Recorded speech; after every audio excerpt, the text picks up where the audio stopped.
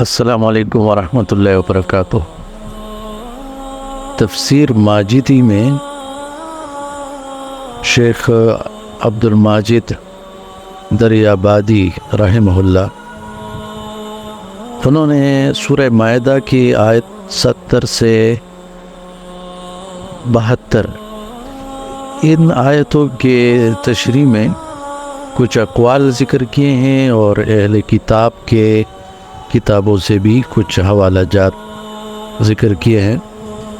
تو وہ میں آپ کے ساتھ شیئر کرتا ہوں۔ وہ جو آیت نمبر 72 میں اللہ تبارک و تعالی نے فرمایا لَقَدْ كَفَرَ الَّذِينَ قَالُوا إِنَّ اللَّهَ هُوَ الْمَسِيحُ ابْنُ مریم، یقیناً وہ لوگ کافر ہو گئے جنہوں نے کہا کہ خدا ہی تو مسیح ابن مریم ہے، یعنی یہ کہنے سے وہ لوگ کافر ہو گئے۔ تو اس کے ذیل میں عبد الماجد دریابادی صاحب نے ذکر کیا ہے کہ مرشد تھانوی رحمہ اللہ نے فرمایا کہ آیت میں صاف رد ہے حلول اور اتحاد کا، جس کے قائل جاہل صوفیاء ہوئے ہیں، یعنی یہ حلول اور اتحاد یعنی وحدت الوجود وغیرہ کا، اس کا مکمل رد یہاں پہ کیا جا رہا ہے اس آیت۔ اسی طرح اس مسئلے میں کہ یہود نے بہت سے انبیاء کو قتل کیا، اس پر انجیل متی سے انہوں نے ایک اقتباس نقل کیا ہے جس میں کہا گیا ہے اے سامپو، اے افعا کے بچوں، یعنی شدید خطرناک سام کے بچوں، تم جہنم کی سزا سے کیوں کر بچو گے؟ اس لیے دیکھو میں نبیوں اور داناؤں اور نقیبوں کو تمہارے پاس بھیجتا ہوں، تم ان میں سے بعض کو قتل کرو گے اور صلیب پر چڑھاؤ گے،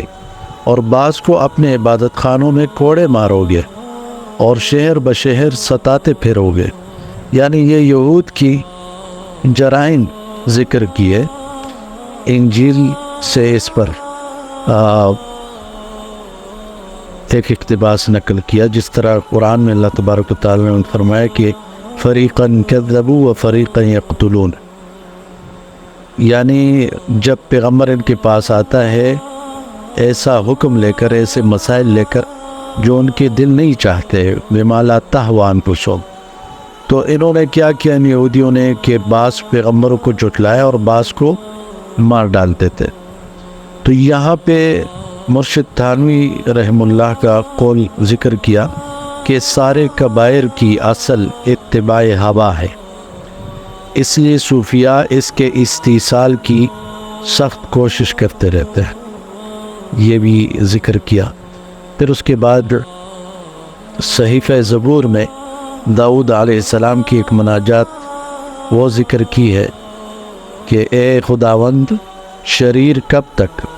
شریر کب تک شادیانے بجائیں گے؟ وہ ڈکارتے اور گستاخی کی باتیں بولتے، سارے بدکاری کرنے والے لاف زنی کرتے، وہ اے خدا تیرے لوگوں کو پیس ڈالتے اور تیری میراث کو دکھ دیتے ہیں، اور بیوہ اور پردیسی کو جان سے مارتے ہیں، اور یتیم کو قتل کرتے ہیں، اور کہتے ہیں خداوند نہ دیکھے گا، یعقوب علیہ السلام کا خدا ہرگز نہ سمجھ لے گا۔ یعنی یہ ایک مناجات ذکر کی ہے۔ اور اسی طرح زبور میں داؤد علیہ السلام کی زبان سے یہ بھی نقل ہے اے قوم کے بے وقوفو سمجھو، اے جاہلو تم کب ہوشیار ہوگے؟ وہ جس نے کان لگایا کیا نہیں سنتا؟ وہ جس نے آنکھ بنائی کیا نہیں دیکھتا؟ وہ جو قوموں کو تنبیہ دیتا ہے کیا وہ سزا نہ دے گا؟ وہ جو انسان کو دانش سکھلاتا ہے کیا وہ واقفیت نہ رکھتا ہوگا؟ یہاں پہ بھی اشرف علی تھانوی رحم اللہ کا قول ذکر کیا ہے، اور اکثر یہ عبد الماجد دریابادی رحم اللہ جب ان کا ذکر کرتے ہیں تو اس طرح کرتے کہ مرشد تھانوی رحم اللہ، تو یہاں پہ بھی لکھا ہے مرشد تھانوی رحم اللہ نے فرمایا کہ معاصی پر اصرار سے استعداد بالکل مزمحل ہو جاتی ہے، اور اسی کو بطلان استعداد کہا جاتا ہے۔ یعنی اگر انسان گناہوں پر اصرار کرتا ہے، ہمیشگی اختیار کرتا ہے، تو اس کی صلاحیتیں بالکل ختم ہو جاتی ہیں، ضائع ہو جاتی ہے۔